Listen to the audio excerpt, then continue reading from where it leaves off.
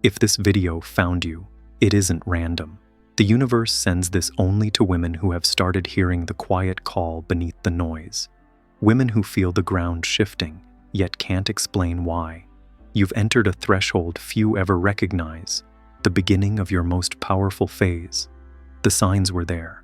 The sudden fatigue with smallness, the pull toward solitude, the strange peace that comes after breaking. Jung once said, "Until you make the unconscious conscious, it will direct your life and you will call it fate." And now fate is not directing you. It's asking you to co-create. You are not here to be pleasant. You are here to be whole, to remember the woman who existed before the world told her who to be. Take a breath. What follows is not entertainment, it's initiation. It will not flatter you. It will awaken you. If you stay, you'll understand why nothing has felt normal lately. If you leave, the pattern will return, just louder this time. Choose to stay. The gate is already open. You stayed. That already says everything. The universe doesn't send messages to the comfortable. It reaches for those who are standing in the in-between. Not who they were, not yet who they're becoming. Maybe you've felt it lately. The people you used to fit with now feel distant. The conversations that once filled you now sound hollow. You crave quiet more than validation. You're not losing energy. You're shedding noise. The women who come to this point all carry the same signs. Their intuition grows louder. Their tolerance for pretending disappears. Their soul starts rearranging their life before the mind can understand why. You begin to notice the small betrayals you used to overlook. The smile that hides exhaustion. The yes that means no. And somewhere deep inside, something sacred whispers, not anymore. This is not collapse. It's reconfiguration. The old identity is unthreading itself so the true one can breathe. Jung called it individuation, the moment the unconscious demands to live in daylight. But ancient women called it remembering. Remembering what power feels like when it's not disguised as control. Remembering what love feels like when it begins inside you. Remembering what freedom feels like when it doesn't require permission. This is why you were sent here. Not to become someone new, but to stop abandoning who you've always been. Every woman who crosses this threshold must descend before she rises. Jung called it the night sea journey, the passage through shadow, chaos, and silence that every soul takes when the old self has finished its work.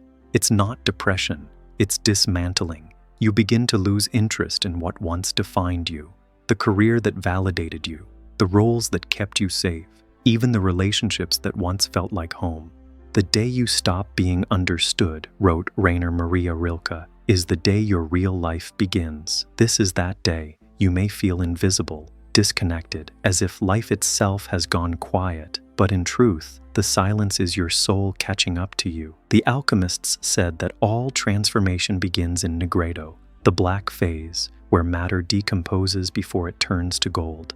This is your nigredo, the dark womb before rebirth. The sacred stillness where new frequencies are formed. Do not rush this darkness. It's not punishment, it's preparation. When you feel lost, you are being rerouted. When everything falls apart, something larger is aligning. Nietzsche once wrote, "One must still have chaos in oneself to give birth to a dancing star." And you, woman, are that star, mid-birth, mid-chaos, mid-becoming. But you must let the fire finish its work. You can't alchemize what you still cling to. You can't become luminous while protecting the ashes. This is why the past returns now, not to haunt you, but to test you. The same people, the same patterns, the same temptations. They appear like examiners at the final gate, asking one question: will you choose differently this time? Clarissa Pinkola Estes, who studied the wild feminine, wrote, "The doors to the world of the wild self are few but precious. If you have a deep scar, that is a door. If you have a story, that too is a door. Your scar is not your weakness, it is your password. You don't transcend pain by denying it. You transcend it by letting it teach you where the gold is buried. Remember, the shadow is not the enemy, it is the map. Jung said that wholeness is not achieved by imagining figures of light, but by making the darkness conscious. So, as everything falls away, don't chase what collapses. Bless it. Sit by the ruins of what you thought you wanted and watch what still glows without your effort. That glow is you, the part that can't be broken, the part that has been waiting for your attention. You are not being undone, you are being revealed. The woman who is emerging is not new, she is ancient. She has worn every mask, carried every role, survived every silence. Now she steps forward, naked in her truth, unclothed by expectation, and says, "I am not the light you see. I am the flame that never went out. Take a breath." If you're here, it means you have already survived the storm that tried to drown you. The rest is only remembering how to walk on water. When you begin to awaken, the universe doesn't hand you peace. It hands you mirrors. The same people reappear. The same arguments surface. The same temptations whisper your name. It feels like déjà vu, but it isn't. It's a test, not of what you know, but of who you've become. Jung called this moment enantiodromia, when things swing to their opposite, forcing the psyche to integrate what it once rejected. You prayed for freedom, so life gives you situations that demand boundaries. You asked for clarity, so it reveals what no longer fits. You wanted peace, so chaos comes to test if your peace was real or performative. The universe examines every lesson you claim to have learned. It doesn't do this to punish you. It does it to certify you. Seneca wrote, "Fire tests gold, adversity tests brave women. This is the gold test. You say you've learned to walk away, and suddenly someone returns who once made you forget your worth. You say you've learned to trust timing, and everything you desire delays. You say you've learned to listen to your intuition, and now it guides you to disappoint everyone but yourself. These are not coincidences, they're calibrations. Every test asks a single question: will you betray your new self to comfort your old life? First sign, the mirror of relationships. If this is you, raise a finger. Think of how you once explained yourself endlessly, softening your edges so others would stay. Now someone returns, kind, familiar, yet built from your old pattern. They smile the same way, speak the same promises. But this time, your body tightens. Your intuition whispers, "We've seen this movie." The test is not about them. It's about whether you can leave the theater before the ending repeats. As Maya Angelou said, when someone shows you who they are, believe them the first time. Belief here is not cynicism, it's discernment. It's choosing truth over fantasy. Second sign, the mirror of work. You'll know this one if it already feels familiar. Maybe your job once gave you identity. You were praised for endurance, not joy, for overgiving, not brilliance, for being dependable, not dangerous. Now, as your energy shifts, the work that once fed you begins to drain you. You feel restless, guilty, even ungrateful. But the truth is simple. Your evolution no longer fits the box that once defined you. Viktor Frankl wrote, "When we are no longer able to change a situation, we are challenged to change ourselves. And when we change ourselves, the situation changes, or ends." That tension you feel? It's the universe asking, will you keep performing what no longer resonates? Remember, even the caterpillar's job is to stop working before the wings form. Third sign, the mirror of self-worth. If you've felt this lately, count it. You've said you're learning boundaries, so the test arrives as guilt. Guilt for saying no. Guilt for resting. Guilt for not fixing what's not yours to fix. But guilt is not truth, it's just the echo of an old obedience. As Carl Rogers said, the curious paradox is that when I accept myself just as I am, then I can change. The moment you stop apologizing for existing differently, you'll feel the shift, not in others, but in your nervous system. Peace stops feeling boring. Stillness stops feeling unsafe. Your body begins to recognize safety not as control, but as coherence. Fourth sign, the mirror of time. If you're here, you'll feel it in your patience. You say you trust divine timing. So time slows down. The plans you made unravel. The doors you knocked on stay closed. The future you envisioned goes silent. And in that silence, your ego panics. But Einstein once said, the distinction between past, present, and future is only a stubbornly persistent illusion. There is no delay, only alignment. The seed doesn't question the soil when it can't yet see the sun. You're not behind. You're beneath, germinating. So breathe. The longer the incubation, the larger the destiny. Fifth sign, the mirror of power. If you're nodding now, you already know. You prayed to be powerful, and now you're asked to walk through rooms where your light intimidates others. This is not rejection, it's recalibration. Power doesn't roar, it hums. It's when you can hold eye contact with your own reflection and say, I am safe in my magnitude.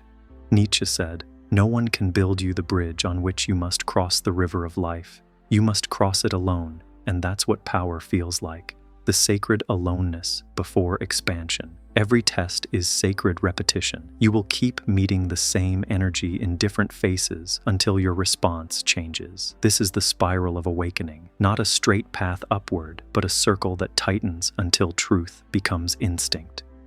Rumi said, the wound is the place where the light enters you, and sometimes that light blinds before it heals. But remember, you are not being tested to prove your worth. You are being tested to recognize it. Every time you choose differently, you shift timelines. Every time you hold your boundary, you rewrite ancestry. Every time you honor your intuition, you become your own permission. This is not spiritual theory. It's biological truth. When you choose differently, your nervous system literally reprograms. New neural pathways form. Your heartbeat learns a calmer rhythm. Your cells remember peace. That's why healing feels like losing, because your body is firing the old survival codes. You're not going backward, you're updating. And yes, the tests will keep coming even when you think you've passed. Look at history. Frida Kahlo painted from her hospital bed after her body broke again and again, saying, "Feet, what do I need you for when I have wings to fly?" Marie Curie lost her husband, her mentor, her health, but kept walking into labs filled with invisible danger, calling it discovery. Eleanor Roosevelt once said, "Do one thing every day that scares you, because courage is not absence of fear, it's intimacy with it." Malala Yousafzai faced a bullet and chose voice over silence. Oprah said, "Your life is speaking to you in whispers. If you don't listen, it will start to yell." And it's true. The whispers become storms when you ignore them. The lessons repeat until you act. History doesn't remember those who never fell. It remembers those who kept returning, wiser, not harder. That is how evolution sounds, like repetition with awareness. So if it feels like your life is circling back, it's not regression, it's refinement. As the Stoics said, the obstacle is the way, and for the awakened woman, the test is the initiation. This is your curriculum now. When you're tempted to rush, choose presence. When you're tempted to explain, choose silence. When you're tempted to shrink, choose truth. Every test offers you two doors, comfort or consciousness. One keeps you safe, the other keeps you real. And the universe, patient as ever, will keep presenting the doors until you stop choosing the cage. Because destiny is not something that arrives, it's something that repeats until you're ready to answer. So, when the test returns, smile. It means you're close. You are not being punished. You are being initiated into mastery. And mastery, as Jung said, is not control over the world, but communion with the self. You are the lesson now. You are the exam and the answer. Wholeness isn't perfection. It's the quiet reunion of everything you once abandoned. Jung called it individuation, the sacred process of becoming who you truly are, not who you learned to be. It's not self-improvement, it's self-retrieval. You stop fixing and start listening. You stop performing and start remembering. The truth is, you were never broken, only divided, between the girl who wanted to be loved and the woman who's ready to be known. Individuation is their meeting place. It's when you let every part of you come home, the fierce, the soft, the jealous, the tired, and say, "You belong here too." The war inside you ends not by victory, but by acceptance. A.H. Almas once wrote, "When you no longer reject any part of yourself, you realize you were never fragmented to begin with." That's the revelation. The shadow never wanted to hurt you, it only wanted to be seen. Rumi said, "The wound is where the light enters you, but eventually you realize you were the light all along." From this moment, peace stops being something you chase. It becomes the air you breathe. You speak less, but your words vibrate deeper. You do less, but what you touch carries more meaning. You no longer prove, persuade, or please. You simply are, and that is enough. This is feminine power, not dominance but presence, not softness that pleases, but softness that holds universes without breaking. As Clarissa Pinkola Estes wrote, "To be strong is to live without masks. True strength is tenderness without fear." You stop fighting what is. You surrender, not by giving up, but by giving in to truth. Lao Tzu said, "When I let go of who I am, I become what I might be." And that's what happens here. You let go of what you were taught to be and become what you always were. The woman who rises from this silence is magnetic, not because she chases, but because she aligns. She no longer asks, "How can I make them stay?" She whispers, "What energy in me makes them arrive?" Individuation is that, alignment made flesh, the feminine in harmony with the masculine, the mind serving the soul. Wholeness feels quiet, but it bends reality. You begin to notice life meeting you halfway, the right people, the right timing, the right opportunities, flowing without force. Because when you stop seeking the path, you realize you are the path. Breathe. The night sea has turned to morning light. You are no longer chasing wholeness. You are wholeness. When a woman becomes aligned, everything around her begins to mirror that calm. The same streets look softer. The same home feels safer. Even her own voice sounds different, lower, slower, rooted. She no longer rushes out of bed chasing the day. She wakes, stretches, breathes, and lets the day come to her. The phone can wait. The world can wait. For the first time in years, she doesn't feel late. That's alignment, not perfection. Presence. You start to notice how your body speaks the language of truth before your mind does. A meeting that used to make you anxious now feels neutral. A text from someone who once triggered you now lands like dust on water. The same words, the same faces, but your nervous system no longer reacts. That's power, not in dominance, but in regulation. You stop trying to prove you're calm. You simply are calm. And because of that, the world around you begins to behave differently. Emails sound kinder. People respect your time. Money flows without chase. You realize nothing out there changed, only your energy did. Alignment shows up in small ways. It's in how you say no without a storm in your chest, how you let a silence last 3 seconds longer instead of filling it with apology. It's how you stop checking who viewed your stories and start caring how you feel after you post. It's how you begin buying flowers for yourself, not because no one else will, but because beauty now feels like your birthright. It's how you start asking yourself before every decision, is this peace or is this performance? And then you honor the answer. Boundaries start to form naturally. You no longer say, "I need space." Space simply appears because your energy stops entertaining chaos. You answer calls later. You reply slower. You walk away sooner, not from fear, but from clarity. You realize you don't owe explanations for your evolution. You've already paid for it. With every sleepless night, every lesson, every ending, there's a new kind of confidence that comes with alignment. It's not loud, it's not even visible, but it's magnetic. You walk into a room and people pause, not because you're trying to be seen, but because your energy doesn't leak anymore. You listen more, you laugh slower, you feel the difference between attention and connection, and you stop trading one for the other. You stop saying yes to prove your worth, and start saying no to protect your peace. Even your relationship with abundance changes. Money begins to feel less like survival and more like expression. You spend without guilt, you save without fear, you receive without shame. You realize prosperity was never about luck, it was always about regulation. When your energy is calm, opportunity can finally recognize you. This new phase doesn't make you untouchable, it makes you unshakable. The world still throws its noise, but now your silence has gravity. You used to walk into rooms asking, "Will they like me?" Now you walk in wondering, "Does this space honor who I am?" That's alignment. It's not about control, it's about coherence. You're not harder, you're clearer. You're not colder, you're calmer. The storms still come, but they no longer enter you. You've become the weather now, steady, centered, certain. Alignment is not a moment, it's a muscle. You build it every time you choose silence over reaction, solitude over performance, truth over approval. That's how wholeness becomes power, not in how loudly it speaks, but in how little it needs to. This is the quiet radiance of a woman who finally lives on her own frequency, the one the universe tunes itself to. You can feel it, can't you? The quiet shift in your body, the calm that doesn't need permission anymore. You speak slower now. You take your time.